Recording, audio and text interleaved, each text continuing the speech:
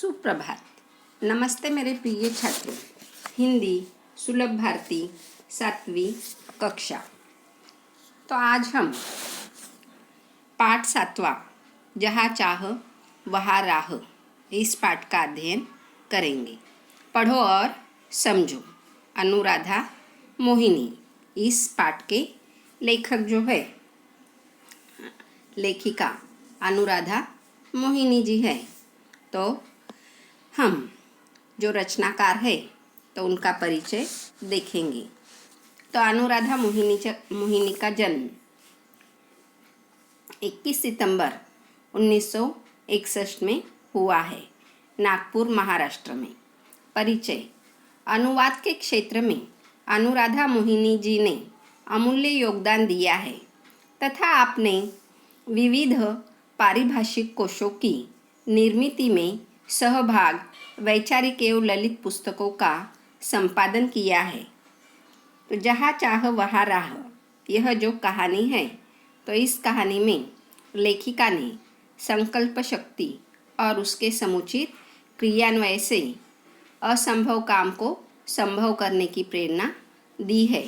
तो कोई भी काम असंभव नहीं होता है यदि हम प्रयास करें और सब मिलजुल कर कोई भी कार्य करें तो वह कार्य आसानी से हम किस तरह से पूर्ण कर सकते हैं, संभव कर सकते हैं, यह इस पाठ में लेखिका ने हमें समझाया है। और यह एक कहानी है। आप देखो, एसंबा नाम का एक गांव रहता है और उस गांव में एक छोटी पाठशाला रहती है और पाठशाला में जाते समय बच्चों को एक नाला लगता है। मगर जब भी बारिश के दिन आते हैं तो वह नाला बहुत अधिक मात्रा में भर जाता है और नाले के दूसरे साइड में बच्चों का स्कूल है तो वह स्कूल में फिर जा नहीं पाते हैं। तो ऐसे समय में अब हर साल कि यह उनकी क्या है, समस्या है। तो इससे छुटकारा पाना चाहिए। तो बच्चे स्कूल जाने के लिए निकलते हैं छात्र, तो यह नाला बहुत अधिक मात्रा में पानी से भरकर बह रहा है। तो ऐसे पानी में बच्चे नहीं जा पाते हैं स्कूल में। तब वह बैठकर सोचते हैं कि क्या करना चाहिए। तो इस नाले पर से एक पुल बनाना चाहिए जिससे कि हम हर साल आसानी से स्कूल में जा सकते हैं। और वह बात सारे बच्चे क्या लेते हैं, अपने मन पर लेते हैं और सभी वह उस नाले पर पुल बनाने का तय करते हैं। और जब वह अपने अध्यापक को, गांव वाले लोगों को बताते हैं यह बात, तो गांव वाले, अध्यापक, सारे लोग उनके साथ हो जाते हैं।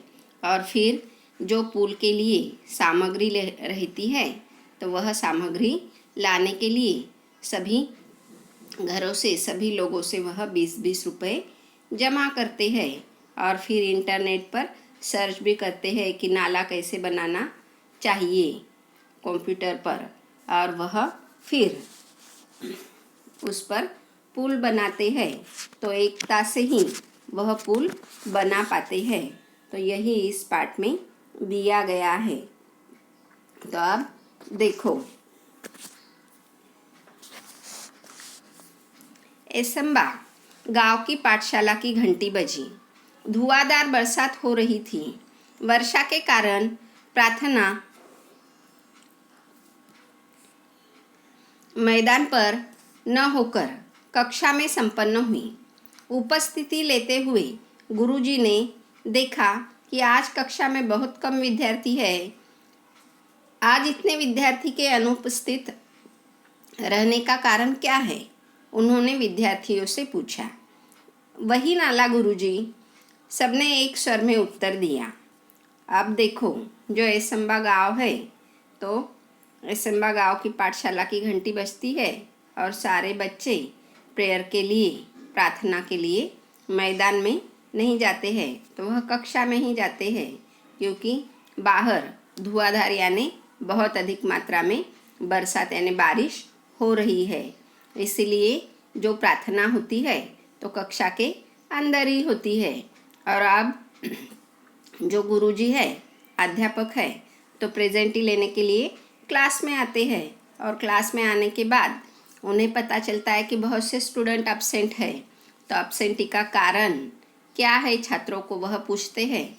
तो सभी छात्र क्या कहते हैं, स्टूडेंट एक स्वर में यानी एक आवाज़ में कहते हैं कि वही नाला। इस तरह से सर कहते हैं, सब एक स्वर में उत्तर देते हैं। आगे देखो, अब एसम्बा गांव के ठीक बीच से एक नाला बहता था। गांव की बस्ती नाले के एक तरफ थी, पाठशाला और खेत दूसरी तरफ थे। बरसात के दिनों में नाले में कई बार 4 से 5 फीट तक पानी भर जाता था। बड़े बुजुर्ग तो किसी तरह अपने गाय बैलों के साथ नाला पार कर खेतों में चले आते, किंतु पाठशाला आने के लिए नाला लांघना विद्यार्थियों के लिए संभव नहीं था। जब जब जोरों की बारिश होती, उस दिन कक्षा में विद्यार्थियों की उपस्थिति पर असर पड़ता। अनेक बार विद्यार्थी पूरे सप्ताह पाठशाला नहीं जा पाते। इसके चलते गांव में बरसात, नाले में भरा पानी, पाठशाला से छुट्टी, एसम्बा की यही कहानी, यह गीत गांव में प्रचलित हो गया था। पाठशाला में अनुपस्थिति का विद्यार्थियों की पढ़ाई पर बहुत बुरा प्रभाव पड़ता। अच्छी श्रेणी लाने वाले विद्यार्थी भी वार्षिक परीक्षा में पीछे रह जाते। सब परेशान थे, पर क्या करते, मार्ग असंभव था। असंभव में मूल शब्द संभव होता है। यही संभावना एक दिन एकाएक काम कर गई। हुआ यह कि उस दिन भारी वर्षा के कारण एसम्बा के अधिकांश विद्यार्थी पाठशाला नहीं जा पाए थे। सो दोपहर बाद बरसात थोड़ी रुकने पर चौपाल में बरगद के पेड़ के नीचे चबूतरे पर बैठे वे आपस में बातचीत कर रहे थे। तभी तुषार ने कहा, अरे इस बरगद के पेड़ में भूत है, यहाँ क्यों बैठे हो? भूत ऊत सब कोरी कल्पना और बकवास है। क्या हम में से किसी ने भूत देखा है? सब केवल मनगढ़ंत बातें हैं। जूही ने कहकर बातचीत आगे बढ़ाई। आज एक और अनुपस्थिति लग गई मेरी। अब तक 14 अनुपस्थितियाँ हो चुकी। इस बरसात में उज्ज्वला ने परेशानी भरे स्वर में कहा, मेरी तो कुल उपस्थिति ही शायद 14 होगी। शुभम ने कहा तो सब हंस पड़े। लेकिन क्या हम हर बरसात में ऐसे ही चर्चा करते रहेंगे और अपनी पढ़ाई का नुकसान होने देंगे? क्या हम ऐसे ही हाथ पर हाथ धरे बैठे रहेंगे? आशीष ने गंभीर स्वर में पूछा। हम कर भी क्या सकते हैं, हम तो बच्चे हैं, तुषार ने कहा। सच कहा तुषार तूने, हम बच्चे हैं, कर भी क्या सकते हैं। हम बच्चे हैं, कर भी क्या सकते हैं। इस वाक्य को गीत की तरह गाकर एक साथ तालियां बजाकर वहाँ बैठे बच्चे जोर जोर से हंसने लगे। अब देखो, जो एसम्बा गांव है,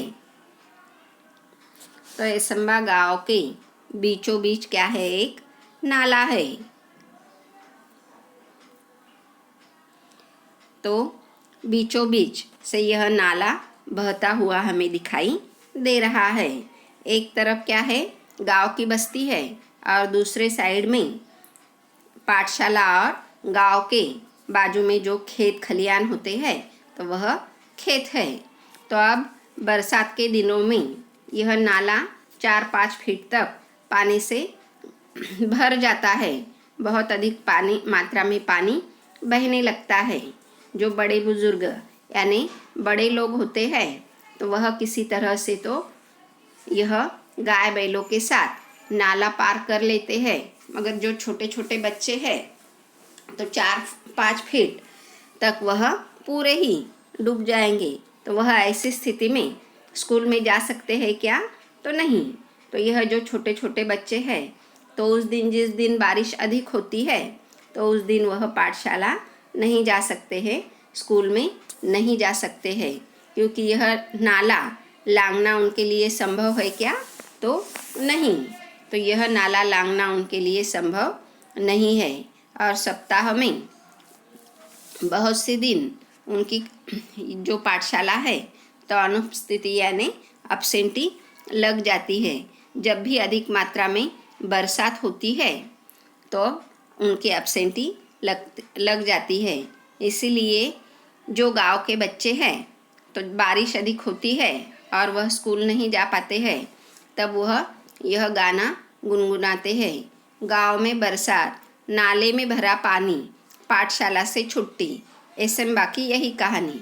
यह गीत गांव में बच्चों में प्रचलित हो गया था कि जब भी बारिश होती है एसम्बा गांव में तो नाला पानी से भर जाता है और पाठशाला को उस दिन छुट्टी मिल जाती है। तो यही इस गांव की कहानी है। इस तरह से वह बच्चे कहने लगते हैं। अब उस दिन आप देखो, जो अच्छे मार्क्स लेने वाले बच्चे हैं तो उनको भी अब अब्सेंटी स्कूल में लगती है, मगर स्कूल में हम एक बच्चा भी नहीं जाता है तो पढ़ाने का कार्य, अध्यापन का कार्य क्या होता है, शुरू ही रहता है। तो जो बच्चे स्कूल में नहीं जाते हैं तो उनकी पढ़ाई उस दिन क्या होती है, नहीं हो पाती है उस दिन की पढ़ाई। और फिर जब परीक्षा होती है तो उस पर सवाल पूछे जाते हैं तो वो बच्चे लिख पाते हैं क्या, नहीं लिख पाते हैं। तो इसी वजह से किसी बच्चों को क्या होते हैं, मार्क्स कम मिल जाते हैं। जो पढ़ाई करने वाले हैं बच्चे तो बहुत से एब्सेंटी लगने के बाद उनकी जो पढ़ाई नहीं हो पाती है और उसकी वजह से उनको कम मार्क्स मिलते हैं। अब इस परेशानी से छुटकारा तो पाना ही चाहिए।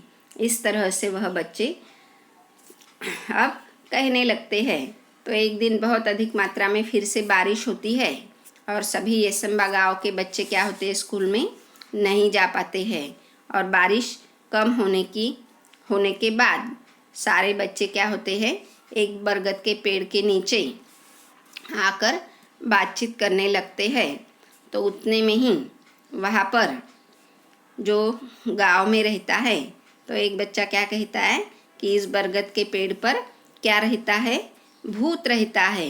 क्या रहता है, तो भूत रहता है। तो दूसरा कहता है कि भूत कुछ होता है क्या, नहीं, यह सिर्फ एक कल्पना है, यह सब बकवास है। आपने किसी में ने भूत को देखा है क्या, यह मनगढ़ंत कहानी है। इस तरह से जूही कहने लगती है और तुषार क्या कहने लगता है कि इस पेड़ पर भूत रहता है। तो अब सारे बच्चे जो मिल गए हैं तो एक दूसरे से बातचीत करने लगते हैं। अब वह पाठशाला के बारे में बातें करने लगते हैं कि आज भी हमारी क्या लगी है, एब्सेंटी लगी है। तो उसमें से उज्ज्वला नाम की जो लड़की है तो वह परेशानी से कहती है कि मेरी कुल उपस्थिति इस महीने में कितनी लगी है, 14 ही लगी है। 14 ही दिन में 14 ही, अब तक 14 अनुपस्थितियाँ हो चुकी है। यानी उज्ज्वला इस महीने में 14 दिन वह स्कूल में नहीं गई है। तो उस पर शुभम क्या कहने लगता है, मेरी इस महीने में सिर्फ उपस्थिति यानी प्रेजेंट कितनी लगी है, 14 लगी है। तो इस बात पर सारे बच्चे क्या करने लगते, हंसने लगते हैं और फिर कहने लगते हैं कि इसी तरह से यह चलता रहा तो हमारी पढ़ाई का बहुत नुकसान हो जाएगा। तो इस पर कुछ तो भी उपाय हमें सुझाना चाहिए। तो उस पर तुषार कहने लगता है कि बराबर है, मगर हम तो बच्चे हैं, अभी हम कर क्या सकते हैं। इस तरह से तुषार कहता है। तब सारे बच्चे हम बच्चे कर भी क्या सकते हैं, इस तरह से एक सुर में फिर से गाना गाने लगते हैं। और फिर उसमें से ही देखो, अब एक जो लड़की है तो वह क्या कहती है, हंसो मत, कोई कुछ कर सकता है तो वह हम ही है। आत्मविश्वास भरा यह स्वर दामिनी का था। हर समस्या का निदान संभव है, प्रकृति ने विचार करने के लिए हमें बुद्धि दी है। मुझे विश्वास है कि हम सब मिलकर विचार करेंगे तो कोई ना कोई रास्ता अवश्य मिलेगा। कोशिश करने वालों की कभी हार नहीं होती। दामिनी की बातों ने बातचीत का माहौल बदल दिया। हर कोई गंभीर होकर समस्या के हल के बारे में सोचने लगा। हल मिल गया। हम बरसात में भी पाठशाला जा सकते हैं। आशीष की आंखों में चमक और स्वर में उत्साह था। कैसे? सबने एक साथ पूछा। हम नाले पर पुल बनाएंगे। पुल? मित्रों के स्वर में आश्चर्य को भांपकर आशीष ने आत्मविश्वास पूर्वक उत्तर देते हुए कहा, हाँ पुल। विज्ञान की पुस्तक में हम सबने पुल की जानकारी पढ़ी है। जब कभी शहर गए हैं, बड़े बड़े पुल देखे भी है। अंतर्जाल से हम जानकारी भी प्राप्त कर सकते हैं। गांव का नाला बहुत ज़्यादा चौड़ा नहीं है। हमें लगभग 10 फीट का पुल बनाना होगा। पुल बनाने का विचार जंगल की आग की तरह एसेंबा गांव में फैल गया। हर व्यक्ति इस विचार और विद्यार्थियों के हौसले की प्रशंसा कर रहा था। विद्यार्थियों ने छोटे छोटे समूह बनाकर इस प्रकल्प की बारीकियों पर काम करना शुरू कर दिया। सामग्री की सूची बनाई। सामग्री खरीदने के लिए 20-20 रुपये एकत्रित करना आरंभ किया। अब तक पाठशाला के शिक्षक और गांव के लोग भी सहायता के लिए आगे आ चुके थे। देखते देखते सामग्री के लिए आवश्यक राशि जमा हो चुकी थी। बुजुर्गों का अनुभव, युवाओं की शक्ति, विद्यार्थियों का उत्साह, सब साथ मिलकर काम कर रहे थे। संगठित प्रयासों से काम आकार लेने लगा था। सीमेंट के पाइप खरीदे गए, पत्थर इकट्ठे किए गए, ईंटें आई, बंजर जमीन से मिट्टी खोदी गई। गांव के छगन बाबा नामक एक बुजुर्ग ने प्रचुर मात्रा में रेत उपलब्ध करा दी। पुल बनाने के लिए पूरे गांव के हाथ एक साथ मिट्टी का भराव करने लगे। हर दिन स्वप्न पूर्ति की ओर एक एक कदम बढ़ाने लगा था। गांव अंततः आनंद की वह सुबह भी आ गई। वर्षों की कठिनाइयाँ दूर हुई। केवल 15 दिनों में ग्रामीणों और विद्यार्थियों के सामूहिक श्रमदान से पुल बनकर तैयार हो चुका था। पूरे गांव के लिए यह अद्भुत उपलब्धि थी। सभी ने एकता, संगठन और श्रमदान का महत्व भी समझा था। बरसात में इस बार भी नाले में पानी भरा था, पर विद्यार्थी हंसते खेलते पुल से पाठशाला की राह जाने लगे। पुल भी विद्यार्थियों के हौसले को दाद देता, मानो मन ही मन कह रहा था, जहाँ चाह वहाँ रहा। जूही ने अपने बड़े भाई की सहायता से पुल के उद्घाटन का वृत्तांत बनाया और संगणक की सहायता से शिक्षा निरीक्षक के सामने प्रस्तुत किया। अनुवाद संजय भारद्वाज।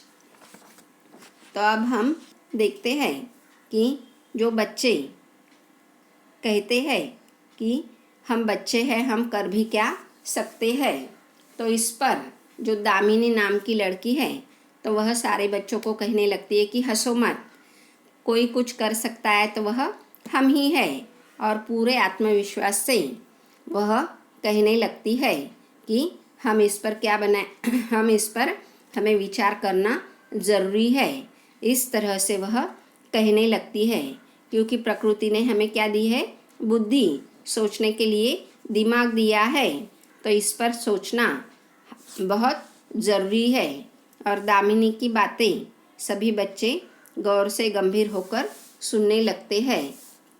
और तभी जो आशीष है, तो आशीष कहने लगता है कि हम क्या करेंगे, इस नाले पर पुल बनाएंगे। और उसकी आँखों में एक तरह से एक चमक रहती है।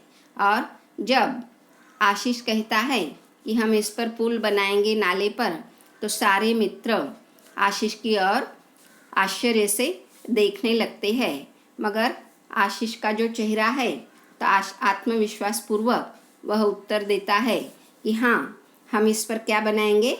पुल बनाएंगे। विज्ञान की किताब में हमने यह पुल की जानकारी क्या है सीखी हुई है। और पुल बनाने के लिए क्या क्या लगता है, क्या सामग्री लगती है, कैसे बनाया जाता है।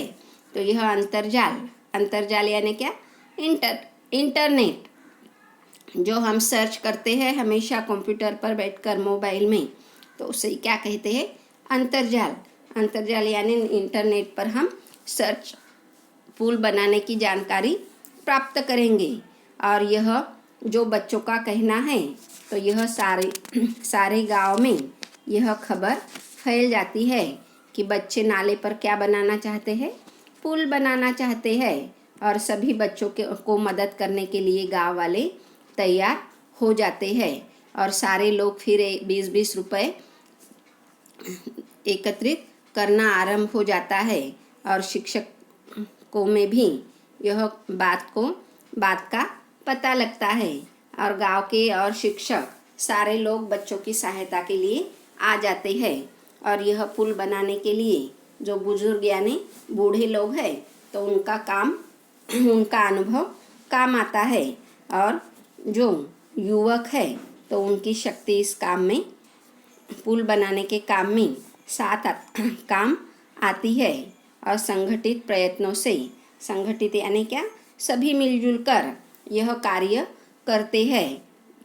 फिर पुल बनाने के लिए जो सामग्री लगती है, सीमेंट, पाइप, उसके बाद पत्थर, ईंटें, मिट्टी, उसके बाद सीमेंट, तो यह सारा सामान जो पुल बनाने के लिए लगता है, तो वह प्रचुर मात्रा में, यानी जितना सामान लगता है उससे अधिक मात्रा में वहाँ पर आकर गिरता है। और युवा वर्ग भी मेहनत करता है और सभी लोग वह पुल बनाने में लग जाते हैं। और वह पुल फिर बहुत अच्छी तरह से वह बनाने के बाद उस पुल का केवल 15 दिनों में ही सारे विद्यार्थी सामूहिक श्रमदान से वह पुल तैयार हो जाता है। और उन्हीं बच्चों को वह अद्भुत दृश्य लगता है, आश्चर्य लगता है कि हम सब ने यह पुल बनाया है। तो यह जो असंभव काम है, तो संभव किस वजह से होता है, तो सबकी एकता और संगठन, और उसी तरह श्रमदान सब मिलजुल कर करते हैं। संगठन के कारण ही यह पुल जो है, तो यह बन पाता है।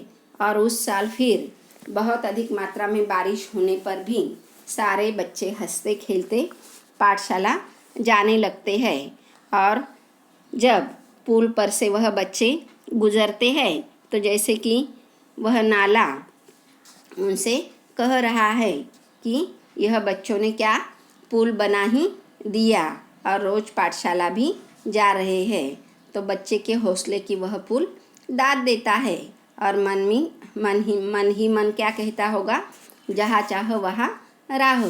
यानी किसी भी हमें कोई काम करना है और वह चाह उस काम के प्रति हमारे मन में जिद्द है, तो अपने आप राह निकलते जाती है। तो इस तरह से वह पुल जैसे कि कह रहा है, तो जहाँ चाह होती है वहाँ अपने आप राह निकलती है। और उसके बाद पुल का उद्घाटन का वृत्तांत बनाया जाता है और संगणक की सहायता से ही शिक्षा निरीक्षक के सामने प्रस्तुत किया जाता है और उस पुल का भी उद्घाटन किया जाता है।